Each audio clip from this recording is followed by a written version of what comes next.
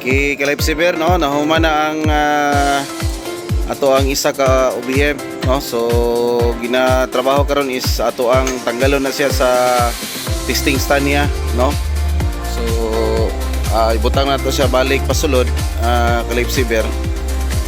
So ato nang arsahon, no, unto makita ginaarsa na sa tong mga kaubanan para mapagawas na siya ka Life Saver kay ipulin na to tong isa ka makina Life Saver, no, nga naa sa sulod another 15 HP nga horsepower nga engine.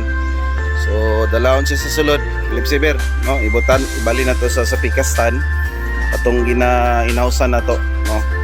So kita na to ang isa ka 15 HP ka Life Saver paghihapon diha. So diri na ginabutang Life Saver pag mahuman na og ayo, no, ang ato ang makina. So diri sa ginabutang, no, sa iyang ginausan mga ka Life Saver. So para arrange yun guys sa ka Life Saver niya, safety po ang ato ang makina mga ka Life Saver, no, kung sa panahon na dili na to siya gamiton, panahon nga wala tayong mga operation, so diri siya in-house mga ka Life Saver. So napod tayo i-provide nga engine stand, no,